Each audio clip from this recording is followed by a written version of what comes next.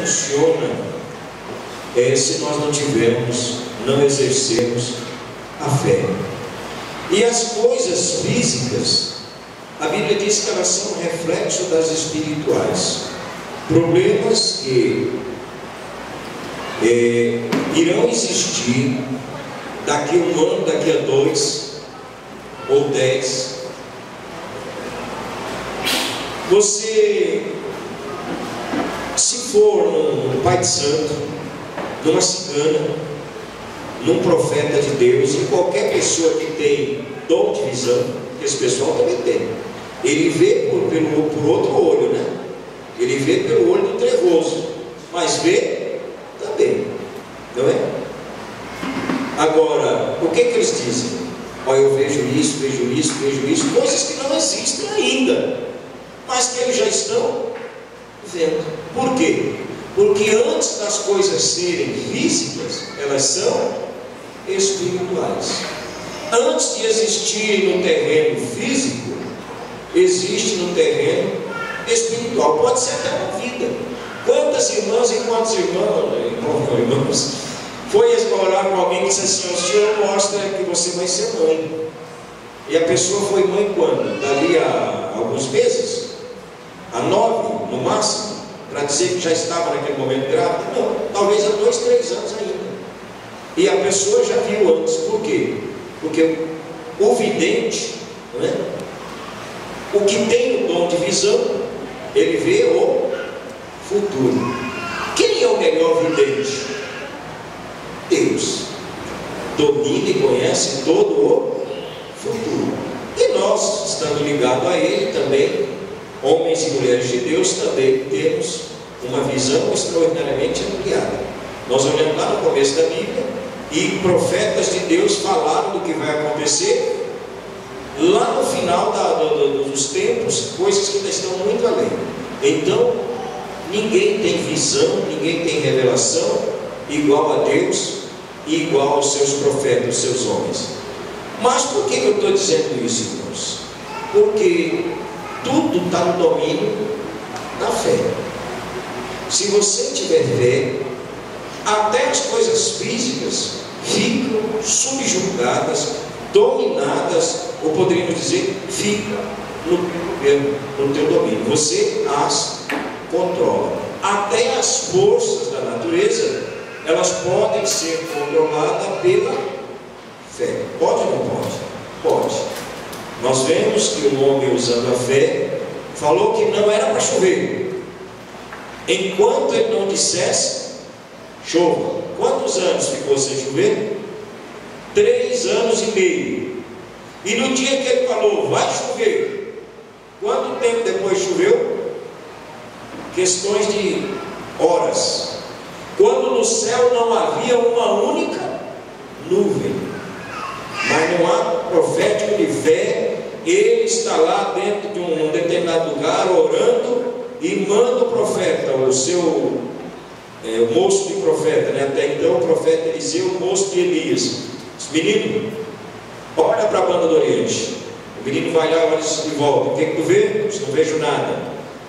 Ele: Senhor, eu quero chuva hoje, eu quero chuva hoje. Menino, volta. Menino, volta, vai, vem. Profeta: não vejo nada. Ele diz: menino, volta. E continua secando: eu quero chuva. E o menino vai, vem. E o profeta orando, olhando para onde? Para o mesmo lugar. Nem para o céu ele estava olhando, mas ele estava dizendo: hoje vai chover. Na 7ª vez, o que o menino vem falando? Diz assim: eu vejo uma pequena nuvem no formato de uma mão de homem. Ele diz: corra atrás do rei Acabe, que está em determinado lugar, e diga a ele que monte em sua carruagem, porque ele não entrará em Jerusalém hoje, sem que seja debaixo de uma tempestade. E assim como ele falou, assim aconteceu. O rei Acabe chegou que nem um cachorro velho, rabugento, todo molhado, lá na cidade, mas chegou feliz, porque também ele esperava que iria que chovesse, né? Então tomar chuva depois de 3 anos e meio é alegria. Então, irmãos, pela fé você controla a natureza. Um outro homem antes desse, lá no passado, olhou para o sol e disse: detente. disse o lugar, olhou para a luz, depende, também determinou o lugar. E só anda quando eu tiver feito, terminado, o que começo a fazer agora. E o que aconteceu? Assim fez ele. Quando ele terminou o que estava fazendo, o sol começou de novo a andar e a lua também. Ficou parado por quanto tempo? 12 horas. Parado, sem sair 1 grau do lugar. Porque um homem de fé mandou. Então, irmãos, tem alguma coisa mais importante do que a fé? Se tem, vocês precisam me dizer qual é, porque eu não conheço. A mais importante de todas elas é a fé. Então abram conosco as vossas Bíblias lá em Mateus 21, para nós falarmos alguma coisa ou sobre essa virtude tão extraordinária que Deus colocou à nossa disposição. Todos acharam? Mateus 21, de 18 a 22 diz assim: cedo de manhã, ao voltar para a cidade, teve fome. Falando de Jesus, é claro. E vendo uma figueira à beira do caminho, aproximou-se dela, e não tendo achado senão folhas, disse-lhe: nunca mais nasça fruto de ti. E a figueira secou-se imediatamente. Vendo isto, os discípulos admiraram-se e exclamaram: como secou depressa a figueira? Jesus, porém, lhes respondeu e disse: em verdade vos digo que se tiverdes fé e não duvidardes, não somente fareis o que foi feito à figueira, mas até mesmo a este monte, se disserdes: ergue-te e lança-te no mar, assim acontecerá. E tudo quanto pedirdes em oração, crendo, recebereis. Coloque a sua Bíblia na cadeira e vamos fazer uma oração em nome de Jesus. Pai maravilhoso, Pai amado, nós estamos diante da Tua santa e bendita palavra. Palavra, Deus, que é poderosa, Pai querido, que é viva, Deus, que é eficiente, que é operosa na vida daquele que nela crê. E nós queremos nesta noite, ó Deus, através desta palavra, ter a nossa confiança, a nossa fé aumentada, de modo tal, Pai querido, que nós possamos olhar para a montanha de problemas que estejam à nossa volta e dar ordem a todos eles que saiam da nossa frente, do nosso caminho, e assim acontecer. Nós queremos, ó Deus, ver que todos os problemas, todos os males venham secar, como aquela figueira secou imediatamente após uma ordem Tua. Assim, ó Deus, todo mal seja secado, aniquilado e destruído de nossas vidas, de nossa casa e de nossa família, pelo poder da fé, em nome de Jesus. E nós sejamos, ó Pai, a cada dia renovados, fortalecidos e restaurados através da fé, no nome glorioso de Jesus Cristo. Pedimos estas bênçãos e já te agradecemos, em nome de Jesus. Então, irmãos, eu coloquei o poder da fé. A moeda corrente do reino dos céus é a fé. Agora nós precisamos saber uma coisa: existe 2 tipos de fé, não existe? Existe a fé natural e existe a fé espiritual. É como a sabedoria. Existe sabedoria natural? Existe. Existe sabedoria espiritual? Existe. Então a fé também existe nos 2 níveis. A natural, todos possuem. Todo ser humano possui a fé natural. Agora, a fé espiritual, nem todos. A fé espiritual, ela é o quê? Ela é um dom. É um dom de Deus. Eu vou ler aqui em 1 Coríntios, não precisa procurar não, mas eu vou ler aqui em 1 Coríntios, na relação de dons espirituais, e os irmãos vão perceber isso. 1 Coríntios 12, no verso 7, começa a dizer assim: olha, a manifestação do Espírito Santo é concedido a cada um visando um fim proveitoso. Em algumas traduções diz para o que é útil. Porque a um é dado mediante o Espírito, palavra da sabedoria. O outro, segundo o mesmo Espírito, palavra do conhecimento. Ao outro, pelo mesmo Espírito, a fé. E a outros, pelo mesmo Espírito, dons de cura. Então a fé, ela é um dom. A fé espiritual, ela é um dom. Todo crente tem este dom. O dom da fé tem. Porém, assim como todo crente tem o Espírito Santo, tem ou não tem?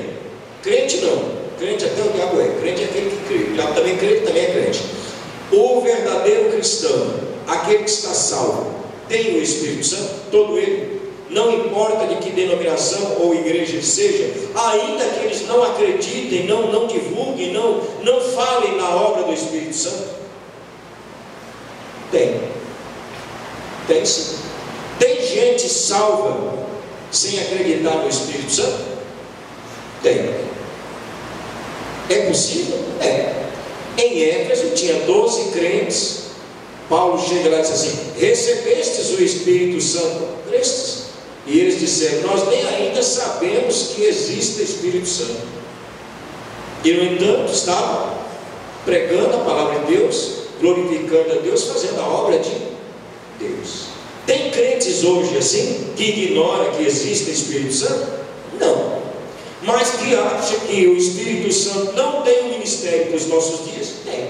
Eu fui batista tradicional, achava, não é? Aqui tem gente que veio da presbiteriana tradicional também, achava que dons espirituais, essas coisas, pertenciam lá à primeira igreja. É bíblico, mas funcionava no início da igreja, no tempo dos apóstolos. Depois não precisa mais disso. Será que não? Será que a igreja de hoje tem menos problema do que a igreja que estava nascendo? Claro que não, tem muito mais problema. Até porque, à medida que a igreja vai crescendo, o número de cristãos vão crescendo, cresce também o número de problemas. Aonde há mais pessoas, há mais problemas. Então, amados, dificuldades, pobreza e tudo mais, no nosso meio a gente não vê tanta, mas vai para lugares aí distantes que você vai ver quanta necessidade, iguais àquelas que esses que querem dizer que o Espírito Santo não tem ministério mais hoje, vão ver que a necessidade, as pessoas têm os mesmos problemas que lá no início tinham. Está lá viúva passando fome, órfão jogado nas ruas, está tudo lá. Então, irmãos, a necessidade não diminuiu. E nem que tivesse diminuído, o Espírito Santo não cessaria o seu espírito, ou o seu agir, o seu mover. A Bíblia diz que o Espírito Santo foi dado para a igreja. Enquanto existir igreja, o Espírito Santo tem um ministério com a igreja. Somente no dia que a igreja for arrebatada, o Espírito Santo encerra a sua missão, não é? Digamos assim, como é que é a pessoa que cuida da noiva aí? Que enfeita a noiva? Não tem nada, deve ter um nome. Não tem? A pessoa que cuida no dia do casamento, prepara tudo. Tem o cabeleireiro e tudo mais, mas tem um monte de outra gente. É que nós estamos acostumados a ver gente humilde, né? Mas se você pega aí uma pessoa realmente da alta society aí, tem lá uma equipe de gente. Então o Espírito Santo, irmão, ele faz isso conosco. Ele nos embeleza. Ele sabe tudo que Jesus Cristo quer encontrar em nós e ver em nós, e Ele trabalha para fazer isso se concretizar, para que Jesus possa se agradar de nós. É bíblico isso. Mas não é sobre a obra do Espírito Santo, e sim sobre a fé. Estou apenas dizendo que a fé, ela existe natural e existe espiritual. A natural todos possuem, a espiritual é um dom, não é? Em Tiago 3,14 fala da sabedoria, diz assim: se alguém tem inveja, sentimento faccioso, amargura no seu coração, não se engane, essa sabedoria não é de Deus, é terrena, animal e diabólica. Então, irmãos, a fé que leva o homem a não buscar a Deus, a não crer em Deus e a crer em outras coisas, poderíamos somar com o que diz Tiago, irmão de Jesus, e dizer: esta fé é terrena, animal e satânica também. Então a maioria das pessoas estão usando a sua fé para exercitar obras que não os levam para Deus. Esta fé é animal, no sentido de física, meramente física, humana, no sentido de que pertence ao homem, e satânica, porque é gerenciada, administrada pelas trevas. Mas o pior de tudo isso, irmãos, é que há pessoas que só usam a fé natural. Não no sentido de que a fé natural necessariamente vai te levar a adorar ou a caminhar afrontando a vontade de Deus. Não. Mas aquele que tem uma fé natural é uma pessoa limitada, porque a fé natural, tanto ela é uma fé cega e louca, está levando a pessoa para a destruição, e ela não vê isso, é uma fé louca. Ao mesmo tempo, ela é apenas, se é natural, ela é apenas lógica e de forma racional. A pessoa só acredita enquanto ele vê que é possível. Quando chega no campo do impossível, ele não acredita mais. Então a fé natural, além de deixar as pessoas cegas, ela tem um poder muito limitado. É uma fé que tem utilidade? Tem. Tudo que você começa a fazer, você precisa crer naquilo, nem que seja de forma natural, não é assim? Mas, se você for, vai vencer? Não, porque quando você tem o impossível diante de você, a fé natural não ultrapassa, ela para. Então é necessário entender que nós precisamos, em matéria de fé, de buscar a fé natural. Não podemos ter uma fé apenas, a fé sobrenatural, a fé espiritual. Não podemos ter a fé natural. Lá em 1 Coríntios 2,13 está escrito que nós temos que conferir as coisas espirituais com as coisas espirituais. Então é por fé, a palavra de Deus, os mistérios de Deus, a dificuldade, a prova que você está enfrentando, a luta que você está passando, porque nós vamos falar daqui a pouquinho que nada é por acaso, o que está acontecendo com você, Deus quer usar através da sua fé como exercício para fazer você crescer, para fazer você prosperar. Você que não está entendendo, mas se eu quero entender, o que eu tenho que fazer? O que nós fazemos quando temos problema? Reclamamos, choramos, murmuramos e muitas vezes paramos de agir de forma física e agir até de forma espiritual em oração. A gente cansa, vamos orar, não vou orar mais não. Vamos orar, não vou não. Vamos não, já fui tantas vezes, não estou animado não. Olha, se quiser orar, ora lá por mim, porque eu não estou com coragem nem para ir para a igreja.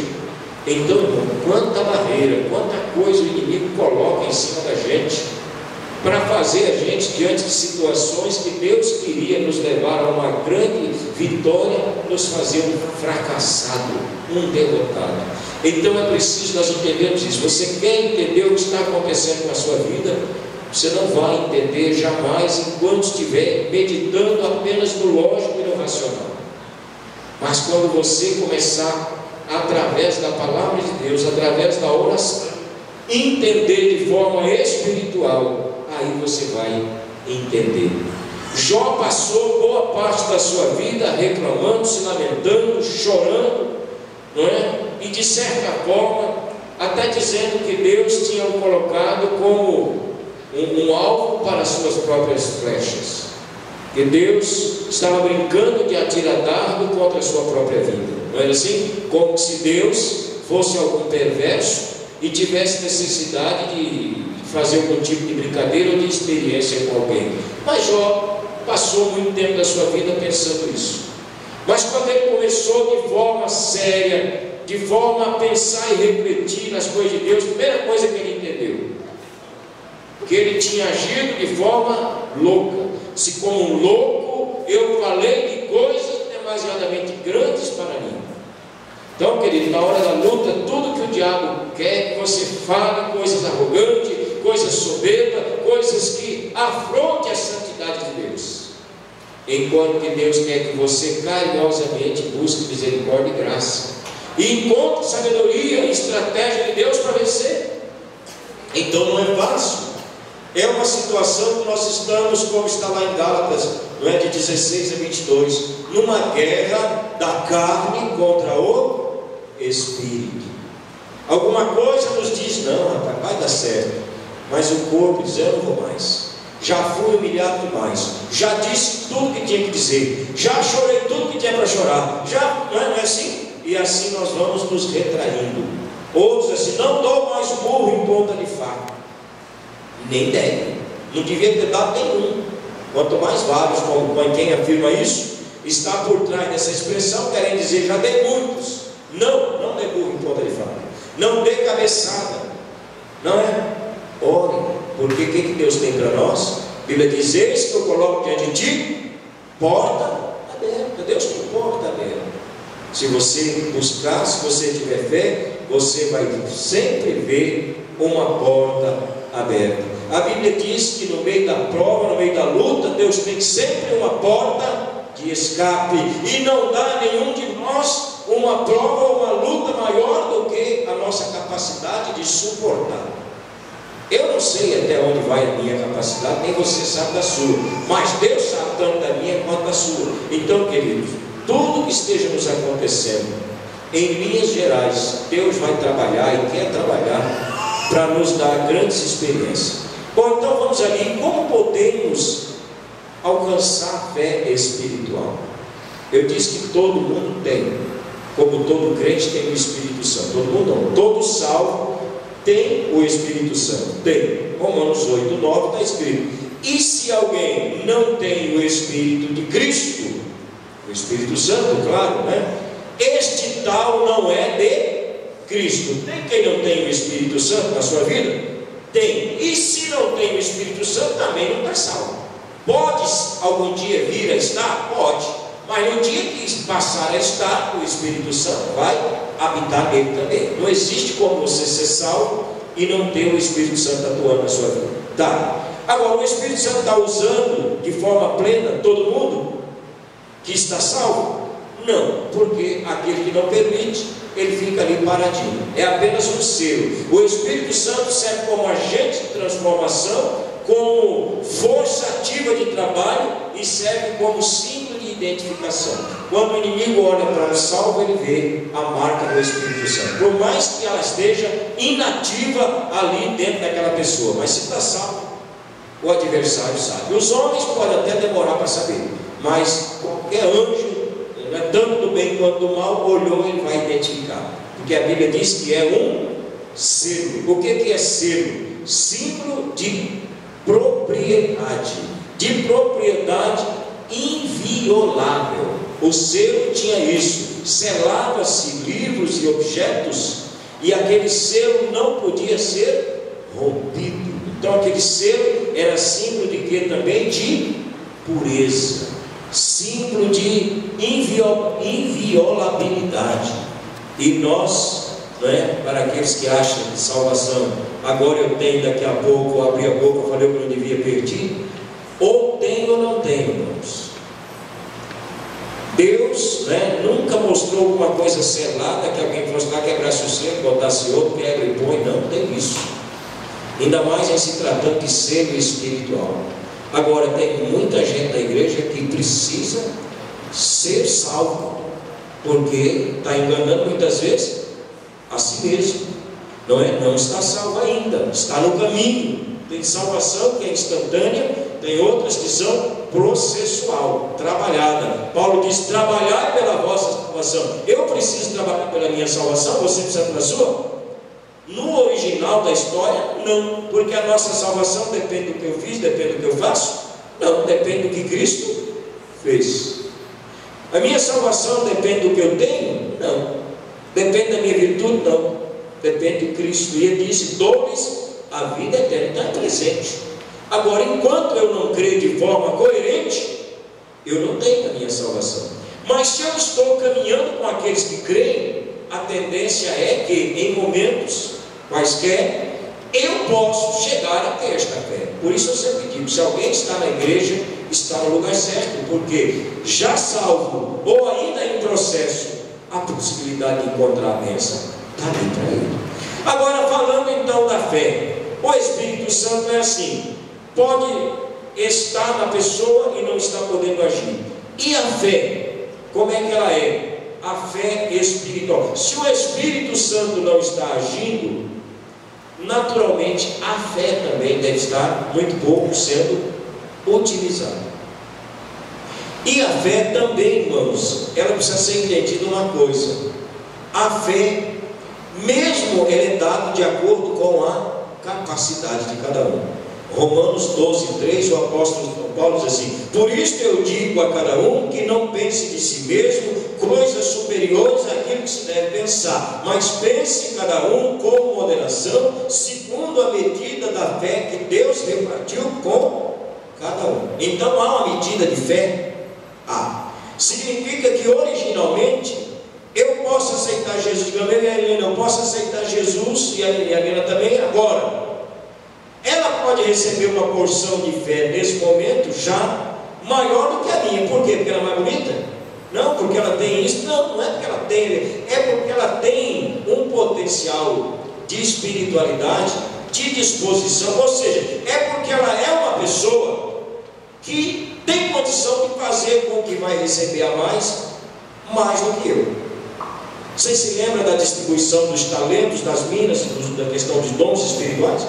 A um foi dado 5, a outro foi dado 2 e a outro foi dado 1. E o que recebeu 1, o que fez com 1? Não produziu nada. Aquele cidadão só recebeu mesmo para provar que Deus dá para todos os crentes.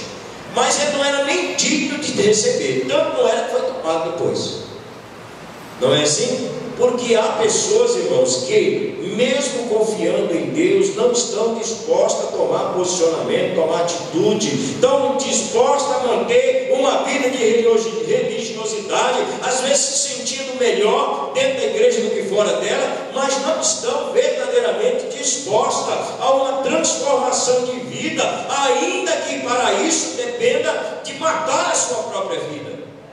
A Bíblia diz: na vossa luta contra o pecado ainda não resististe ou não combateste até o sangue, até a morte. Tem gente que não quer nem até o primeiro arranhão. Se chegar na igreja, o arranhão não precisa ser grande não. A irmãzinha ali falou um besterol, né? Às vezes o irmãozinho também. Não vamos mais lá. Camarada não é nada. Ouvido de seda, não é? Cuidado, irmão, porque um ouvidinho de seda queimar eternamente no inferno deve ser doído, né? Se fosse um ouvido cascorento, truculento, doeria. Mas no de seda deve doer mais, porque tudo que é mais granfino, mais sensível, dói mais. Mas às vezes nós somos assim, irmãos. Nós não queremos efetivamente muita coisa. Mas falando da fé, irmãos, a fé, mesmo para aquele que recebe um pouco maior, Jesus Cristo comparou a fé como uma semente. Ela não vem, digamos assim, totalmente pronta, trabalhada para você. Porque quando o Senhor entregou os talentos e entregou as minas, o que ele falou com as pessoas? Olha, fica à vontade, você já tem 5, tem bastante, você falou uma coisa? Ele disse: só desenvolva esse negócio. Trabalhe com este negócio. Então Jesus falou na parábola das sementes. A que comparamos o reino dos céus? O reino dos céus é como uma semente de mostarda, que sendo a menor da semente das hortaliças, plantada, germinada, nascida e crescida, torna-se uma grande planta, onde as aves do céu vêm procurar sombra debaixo de suas ramas, debaixo de suas folhas, vêm fazer ninho. Então, irmãos, a fé, ela tem que ser desenvolvida. Todos nós que cremos no Senhor Jesus Cristo, quando levantamos a mão para Ele, se formos sinceros, recebemos uma sementinha. Talvez alguém recebeu até um pouco mais, mas ainda assim tem que desenvolver. Porque se você não desenvolver a sua fé espiritual, você vai ser uma pessoa muito limitada nas conquistas, não é assim? Você precisa de fé espiritual para a salvação? Precisa também, porque foi o Espírito Santo que já nos revelou a fé que nos fez aceitar Jesus. Mas eu digo que nós não precisamos tanto para a salvação quanto para a conquista, porque é a fé. Tudo nesse mundo, Jacó teve a sua vitória, o Júlio leu isso aqui, a sua vitória sobre o seu irmão e os seus problemas, quando chegou lá e restituiu todas as perdas que tinha para com o irmão?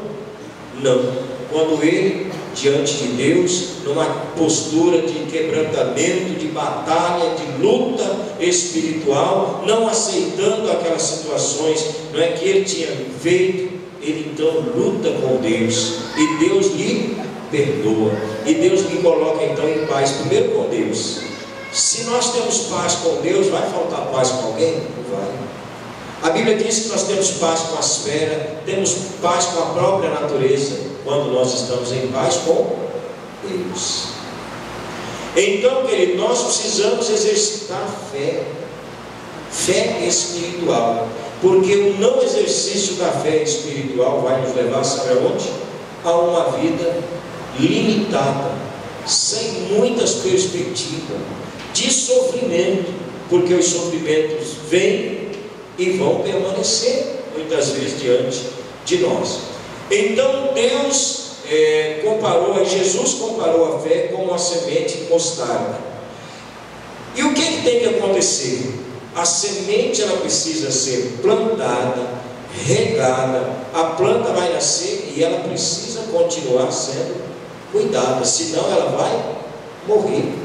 Não é assim? Tiago diz que a nossa fé precisa ser acompanhada do quê? De obras, precisa ser exercitada. Obras feitas de acordo com a palavra de Deus é o quê? Fé em prática. Exercício de fé são obras realizadas.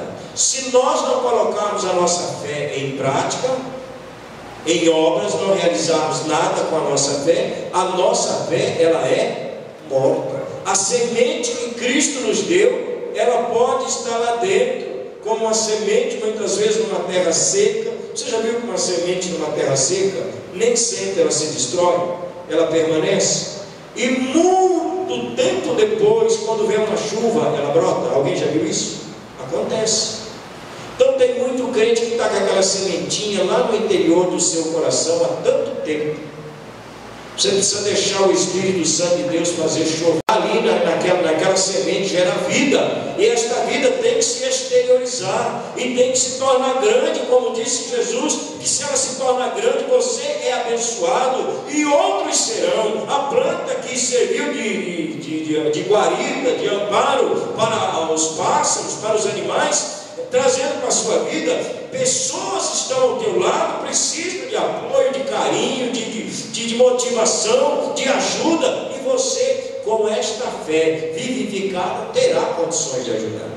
Agora, se você estiver com a sua fé convalescendo, estiver morta, a primeira vítima é você mesmo, e aqueles que estão à sua volta.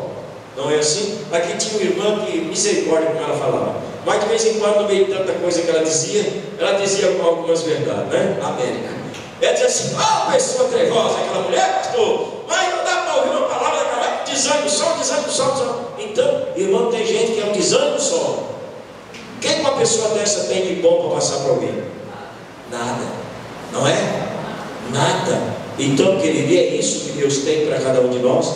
Quer que as pessoas, assim, as aves, venham se alinhar à nossa sombra, né? A sombra daquela semente. As pessoas têm que vir buscar abrigo à nossa sombra, à nossa volta. A Bíblia compara muito o cristão, o homem e a mulher que crê em Deus, como uma árvore, não é? Está comparado em vários salmos, está comparado no livro do profeta Jeremias, né? Diz assim: mais do que feliz é o homem que teme ao Senhor, que anda nos seus caminhos. Será comparado a uma árvore plantada junto ao ribeiro, né? Cujas raízes se estendem para o ribeiro, porque não tem, não receia quando vem o calor, cujas folhas não murcham, e tudo quanto faz dá fruto na estação própria, e tudo quanto faz prospera. No Salmo 128 também diz: bem-aventurado é o homem que teme ao Senhor, que anda nos seus caminhos, não é? Ele é como uma árvore pôr a sua esposa à volta de sua mesa, é como uma oliveira frutífera, os seus filhos como o ramo de uma árvore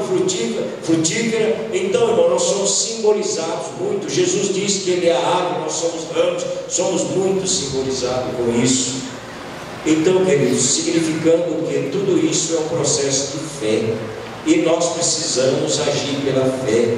Senão, irmãos, não vamos chegar a lugar nenhum. E como encontrar essa fé? A palavra de Deus diz que a fé, ela vem pelo ouvir, e o ouvir pela palavra. Diz mais, pela palavra pregada. De modo que em algumas traduções já vem ouvir pela pregação. Não é nem pela leitura, porque se você pegar a Bíblia e começar a ler em casa, ajuda. Mas tem muita coisa que, se você não tiver a ajuda de alguém, você não vai entender. E quando é pregado na igreja, o Espírito Santo vai dividindo um pedaço da palavra para cada um de nós. Eu já vi essa cena, eu já vi como é que Deus faz, não é? Cada um pega um pedacinho, de repente você escuta uma palavra de 1 hora. O que teve importância para você não durou 1 minuto, era o seu pedaço de bolo. Você chega na festa, o bolo lindo, pesando 50 quilos, você come 50 quilos de bolo? Não. Você come o seu pedaço de bolo, o outro come o outro, e assim vai. Então, irmãos, quando nós nos juntamos, nos reunimos na igreja, a Bíblia diz que nós somos, o que nós somos? Nós somos um corpo ou somos membros de um corpo? Nós somos membros de um corpo. Agora, você já pensou quando chega um dedo, outro dedo, um pé, uma orelha, e junta tudo? Aí nós somos um corpo perfeito. Então, se você é um crente lá na freguesia do Uruó, o outro lá não sei aonde, sem comunhão uns com os outros, tem bênção? Umas e outras, né? Mas bênçãos efetivas e plenas, onde é que está? Salmo 33 diz, como é bom, 133, como é bom, como é agradável, como é excelente que os irmãos vivam em união. Aí vem a unção espiritual. Onde os irmãos estão em união, ele diz assim, é como o óleo derramado sobre a cabeça do sacerdote Arão. Aquela unção, a unção primária, a unção que veio sobre o primeiro sacerdote da face da terra. O primeiro ungido com óleo, porque até ali não tinha essa lei. O primeiro sacerdote ungido com óleo foi Arão. E não foi umas gotinhas, não foi um banho que impregnou o cabelo, barba, a roupa todinha, que molhou as suas barbas e foi até as abas, né, das suas vestes. Tomou um banho de óleo. Aquele banho representa o quê? Autoridade e poder de Deus. Então, onde há união entre o povo de Deus, há autoridade e há poder de Deus. A unção era para sacerdote. O sacerdote tem que ter o quê? Visão de Deus. Então ele também era revelador das coisas de Deus. Então, na igreja, irmãos, quando nós nos reunimos na igreja, estamos em comunhão, nós temos tudo isso. A fé é fortalecida, a palavra pregada, por mais que ela pareça simples, ou por mais que quem trouxe a mensagem seja uma pessoa simples, às vezes até um menino, uma menina, Deus está falando, porque é a palavra de Deus. E a Bíblia diz que a minha palavra, disse Deus, não volta para mim vazia, mas ela vai cumprir aquilo para o que eu a enviei ou designei.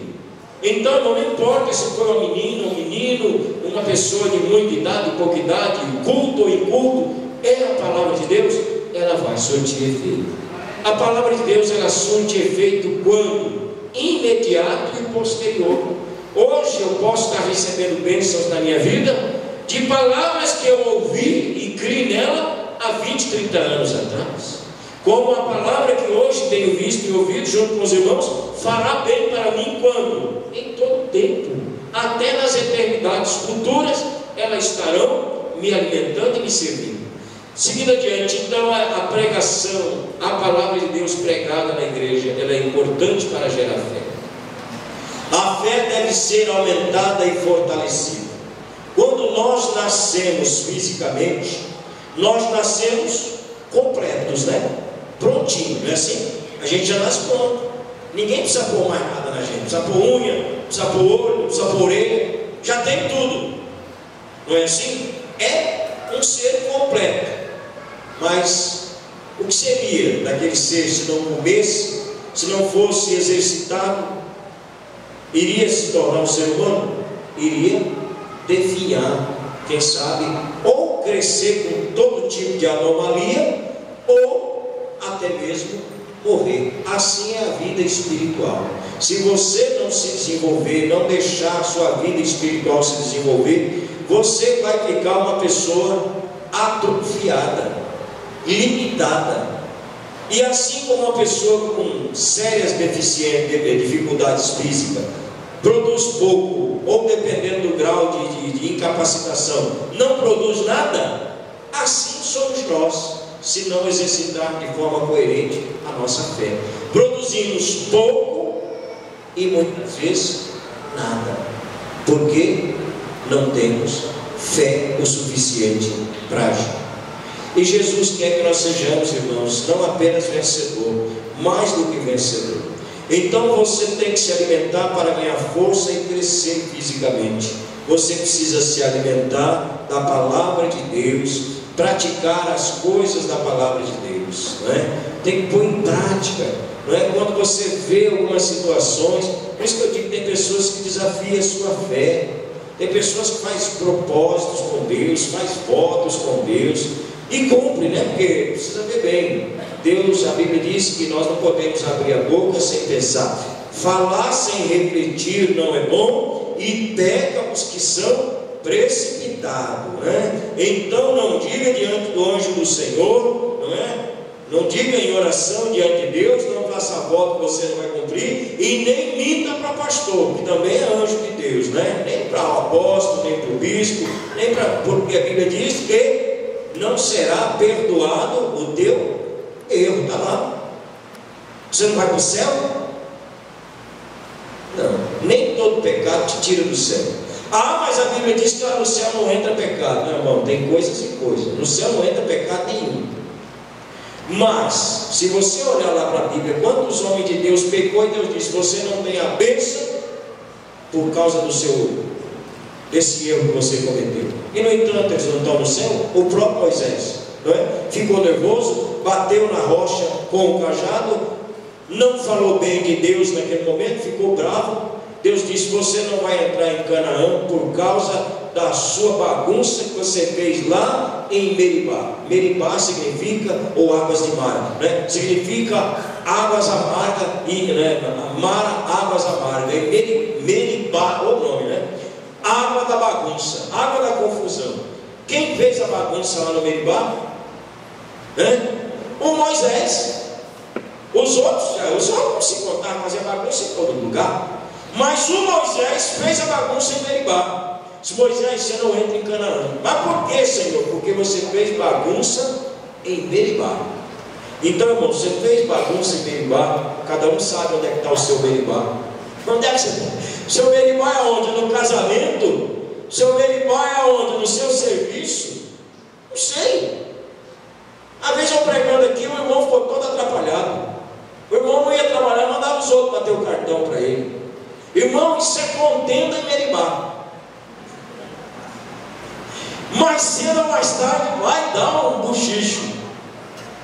Não faça trambique, porque trambique tem uma recompensa imediata, mas tem um custo posterior tenebroso. Tem ou não tem? Quem não pensa no futuro está sempre com ele comprometido. Quem só pensa no agora compromete seu futuro. Então, querido, nós precisamos ouvir e praticar a palavra de Deus. Então, exercite a sua fé. Deus é testemunha daquilo que você coloca como propósito. Se você é sincero, Ele vai te levar com tudo. Ele vai te levar com tudo, porque Deus sabe o que você faz.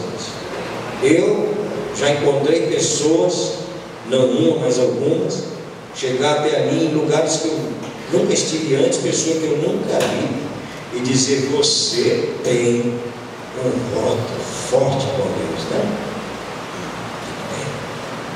A pessoa que falou isso nem sabe qual é. Também eu falei qual é. Não vi ao caso, não conheço, não sei para onde vai, não entrou em detalhes. Mas o fato dela me falar isso, Deus escreveu o meu amor, não é assim. Outro dia Deus disse: pastor, Deus manda lhe dizer que o senhor tem crédito com Deus. Por isso. Já duas pessoas. Porque é comum a gente querer muitas vezes achar, quando alguém me disse assim: olha, Deus manda te falar que te ama muito. Eu achei essa frase bastante rasa, né? Como eu acho aquela frase que você está andando pela Jesus, alguém diz assim: Jesus te ama. Achei uma frase muito rasa, muito simples. E eu estava diante de um homem de Deus, de um profeta de Deus. Quando ele disse assim: olha, o Senhor manda te dizer que Ele te ama muito, eu pensei comigo assim: grande novidade, Jesus ama todo mundo. Ama até os pecadores, né? Ele não ama o pecado, mas o pecador Ele ama, né? E trabalha por ele e morreu por eles. Eu pensei. Ele falou: não diga isso. E aí deu o porquê. Eu digo: é, pastor? Ele falou: é. Porque Ele está mandando então te dizer, já que você questiona, que Ele te ama, porque você é firme naquilo que determina. Comece o negócio e não é de largar para trás, não é de parar. E isso, irmão, é uma das coisas que, em matéria de parceria, quem procura um parceiro, um sócio, precisa ter alguém firme naquilo que determinou. Seja no casamento, seja numa sociedade, uma empresa, não é assim? Alguém falou comigo aí, falou assim: ah, pastor, aí falaram lá que o dono lá toda hora muda. De manhã ele fala mais uma coisa, ele vai fazer outra. Então é duro. Então Deus quer firmeza de nós, firmeza de caráter. E quem tem uma fé genuína, irmãos, se torna uma pessoa imutável. Nós pregamos de manhã sobre o medo. Quem tem fé tem medo? Não tem medo. Davi, homem de fé, estava no meio dos leões. O que ele fez? Matou o leão, matou o urso. Estava no meio de um exército inimigo, nem era soldado ainda, não era momento para ele, mas ele foi lá, enfrentou o gigante, enfrentou batalha, enfrentou situações, porque quem tem fé não tem medo, quem tem fé não precisa mudar. A gente muda as coisas porque não tem certeza se do jeito que está sendo feito está certo, se funciona. Não é por isso que a gente muda. Mas quem tem fé tem plena certeza de que o que está fazendo está certo. Mais cedo ou mais tarde vai se concretizar. Então o que você está fazendo, eu quero dizer para você e também para mim, desde o dia que aceitou Jesus, não é uma brincadeira de cristão ou uma brincadeira de religioso. Você tomou uma atitude muito séria. Você decidiu deixar o mundo para ganhar o reino dos céus. Deixou de ser um filho das trevas, guiado pelas suas próprias vontades, para estar andando com Cristo, orientado pela palavra de Deus e pelo Espírito de Deus. Então isso tem importância na sua vida. Isso precisa redundar em uma vida abençoada, uma vida feliz. Mas você começa a exercitar a fé. Nas suas orações muda um pouco o jeito de orar. Como eu disse, Jó passou muito tempo orando com jeito. Tem que às vezes mudar. Oração, irmãos, é arma de defesa e de ataque. Então tem hora que você está diante de um problema. O que você tem que falar muitas vezes do problema? Chorar diante dele? Alguém resolveu algum problema até hoje chorando? Não, você tem que orar. Orar e se posicionar e dizer: olha aqui, é um espírito trevoso. Não é assim? Outro dia eu tive uma revelação através de uma irmã aí. Eu estava engordando um cavalo das trevas. Eu digo: cai fora, rapaz. Cai fora, que nem de cavalo eu gosto. Você vai comer como diz ele, num dia. Eu acordo de cavalo das trevas. Você vai relinchar em outra freguesia. Nas minhas costas, não. Eu passei muito tempo, irmão. Eu tinha o meu filho aqui, cresceu por aqui, virou amigo do pessoalzinho aí, gente boa, mas tudo fora da igreja. Posso dizer então que não era muito bom assim para ser companhia de adolescente. Todo mundo adolescente fora da igreja não vai dar nada certo. Já se sabe o fim desses filmes. E eu comecei, rapaz, e briga. E briga. Eu não sou de briga muito, mas sempre pegando o pé. E a coisa cada dia pior. Pegando no pé, mano lá no Nações, vinha com a minha mulher, dando volta na rua, vendo se está aqui, vendo se está ali, viu onde é que está? Pai e mãe faz isso, né? E se não fizer, não é pai, não é mãe, tem que fazer, é papel nosso. Mas um dia eu falei, mas espera aí que esse negócio está errado. E a minha esposa já chorava, né? Mais difícil chorar, mas a mulher chorando. Eu disse, espera aí, rapaz, nós estamos falando o cara errado. Deus já me deu meu filho abençoado, já me deu autoridade, já me deu um tanto de coisa, e é a ele que eu estou buscando mais? Não, eu tenho que falar com outro cara. Irmão, quando eu peguei o capeta de calça curta e disse, olha aqui, trevoso, na cacunda de meu filho você não vai montar, porque eu não criei filho para ser cavalo, você não. Saia! E fiz essa oração umas 3 vezes. Acabou o meu problema. Estratégias que o Espírito de Deus me deu, não é? Muitas vezes nós estamos sendo roubados, vamos chorar com Deus. Irmão, você não vai se livrar do roubo enquanto você não peitar o ladrão. O lugar do ladrão, onde é que é? Na cadeia. Tem alguém te roubando? Alguém em questão espiritual. Ora! E Deus vai enviar anjos e vai acorrentar esse espírito das trevas do inferno que está roubando a tua saúde, roubando o teu dinheiro, roubando as tuas emoções, as tuas alegrias. Está lá no livro do profeta Joel, não é? Não é um, mas são exércitos: devorador, cortador, migrador, destruidor e um monte de outros trevosos, porque esse pessoal anda sempre em companhia, não é? Demônio não gosta de andar sozinho.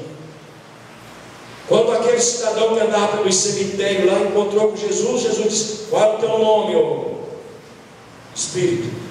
Ele disse assim, legião, porque somos muitos. Então, irmão, muita gente querendo te destruir.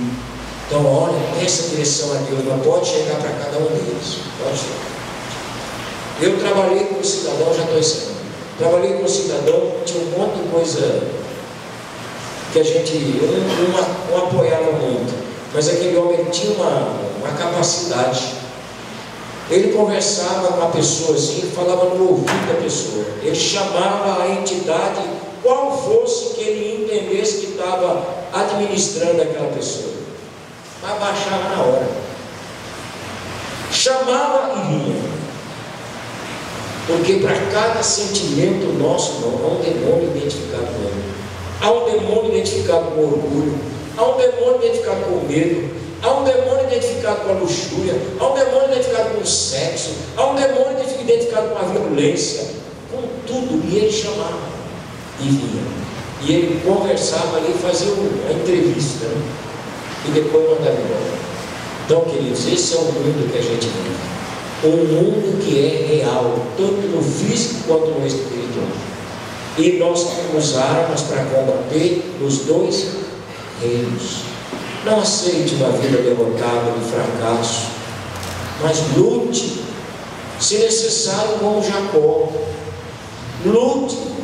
Eu, irmãos, houve épocas da minha vida que eu dormi um pedaço de noite na igreja. Eu vim orar e eu virava deitado ali, ó. E Deus ali me falava. Um dia deitado no púlpito ali, levantei assustado. Deus falou, tem coisa podre aqui debaixo. Eu digo, Senhor, no altar também.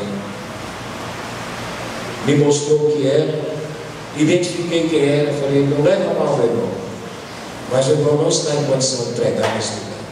Nesse e nem nenhum outro que você recebe. O irmão consegue. Ah, pastor, então minha vida está assim. Não, pois é. Deve ser por essas causas. Então, irmãos, são coisas que se você não ora, você não vê. Fica todo mundo, está tudo, estou falando aí como pastor. Então está lá, o camarada me ajudando, é bênção, está pregando, está fazendo. Muitos irmãos, muito legal, pregou legal, tudo bonitinho, mas Deus não aprovando. Qual é a consequência disso? A igreja não cresce. Eu, como pastor, não sou feliz, não vivo bem, não prospero, fico frustrado, fico triste. Deus cobra de mim. Se eu sei do que é, como é gostoso apanhar quando se sabe o porquê está apanhando. Mas como é ruim apanhar e não saber nem porquê.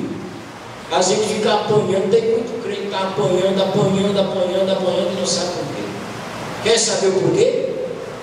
Passa talvez algumas noites, passa largado lá no chão, não revoltado contra Deus, mas eu só saio daqui quando o Senhor me tocar. Noites, talvez dias. O rei Davi ficou quantos dias deitado, largado lá no chão? Alguém sabe? 7 dias. Teve a bênção? Não do jeito que ele queria, mas teve. Deus falou: esse menino eu vou levar, não vai viver. E Deus cumpriu a palavra. Mas enquanto o menino estava vivo, Davi estava no chão, prostrado. Muda a situação, muda a situação, muda a situação. Por isso que alguns de hoje, um camarada um dia veio falar comigo, querendo encontrar base na prostituição de Davi para defender as dele.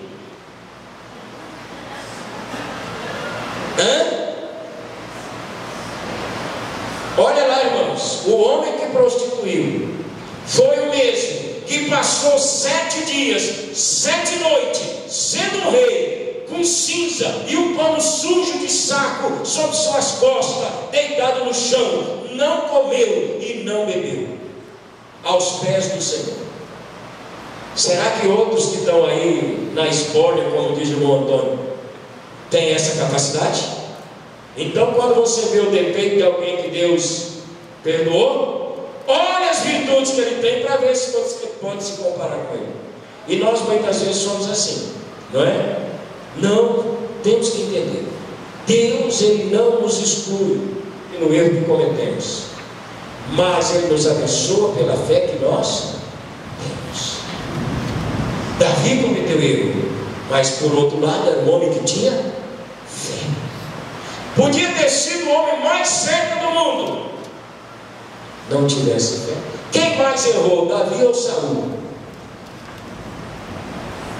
Hein? Quem mais errou? Eu escutei. Davi, claro. Saul matou quem? Quem? Não matou ninguém. Saul dormiu com a mulher de quem? A mulher de ninguém. Dormiu com a dele. Então quem é mais certo? Saul ou Davi? Saul. Dá para você entender, irmãos? Dá para você entender isso? Como é que Deus então aceita Davi e não aceita Saul? Por uma única razão, que Davi tinha e Saul não tinha. E isso, essa pequena razão, nós chamamos de fé.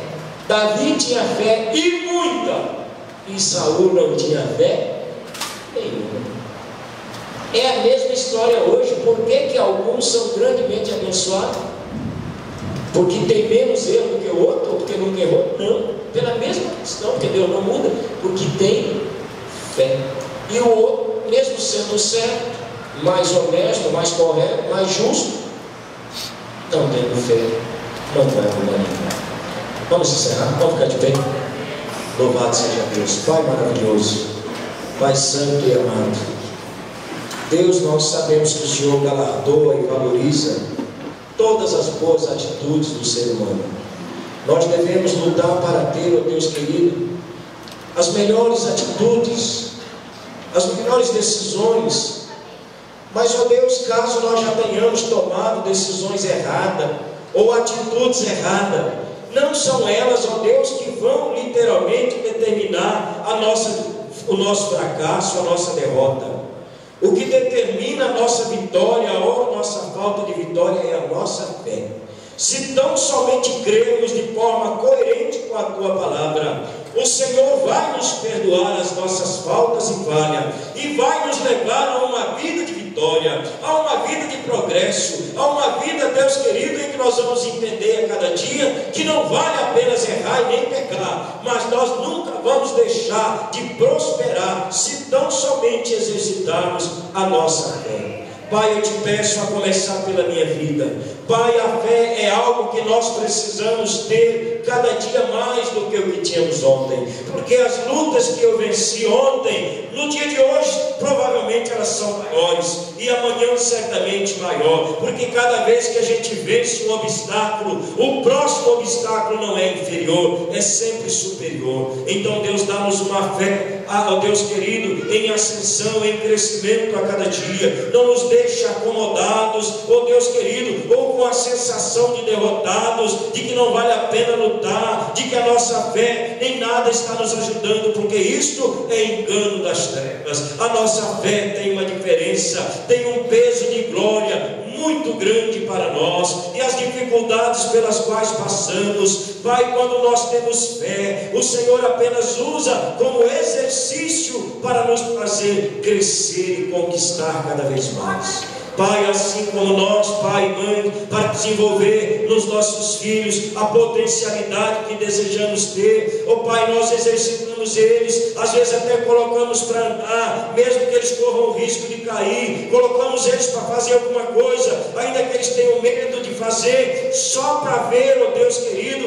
eles se desenvolverem. Assim também o Senhor faz conosco, nos permite passar por situações que muitas vezes nos dá medo, que muitas vezes nos preocupa, mas o Senhor não nos abandona, não estamos sozinhos. O Senhor está com os teus olhares de Pai, nos olhando, nos observando a cada instante, e se tão somente crermos, nunca seremos destruídos, mas seremos sempre abençoados. Pai, eu te louvo, te agradeço, porque o Senhor me deu esta convicção, e eu tenho, Deus querido, enfrentado tantas situações, mas nenhuma delas tem me levado a duvidar do teu poder e do teu amor.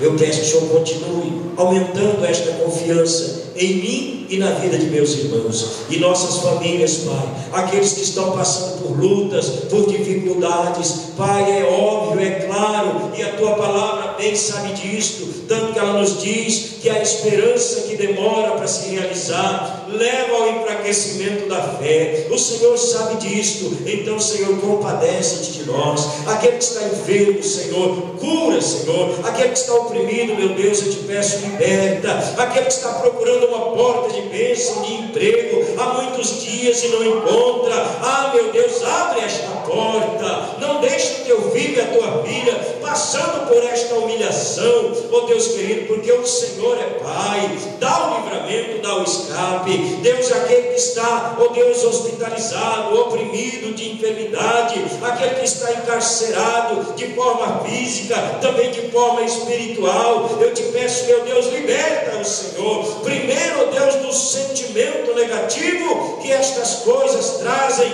ao coração e à mente, e depois, ó Deus querido, do fato real em si, porque Jesus nos chamou para uma vida de transformação em todos os sentidos. Então abençoa a tua igreja, abençoa teu povo, Pai. Eu te peço que nesta semana o Senhor dê uma semana de grandes realizações, de grandes conquistas a este povo. Abençoa, Deus, aqueles que são empresários, aqueles que são profissionais liberais, aqueles que são autônomos, aqueles que são caminhoneiros, aquele que tem um negócio próprio, que vende alguma coisa por conta própria. Deus querido, aqueles que são empregados, Pai, vai abençoando, abre as portas da prosperidade e faz este povo que é teu viver, ó Deus querido, as tuas promessas, ó Pai, que são tantas e boas. Deus, leva-nos, ó Deus, a desfrutar de todo o bem que Jesus Cristo, com a sua morte, conquistou para cada um de nós. Pai, eu te peço, abençoa este povo, abençoa as famílias desta igreja, socorre, ó Deus, a cada um de nós, supre todas as nossas necessidades em glória por Cristo Jesus, e nós te louvaremos para todo sempre agradecidos. E que a bênção de Deus Pai, a graça salvadora de nosso Senhor Jesus Cristo e as doces consolações com o Espírito Santo seja com cada um de vocês e com toda a igreja do Senhor Jesus Cristo espalhada por toda a terra, hoje e sempre. Amém.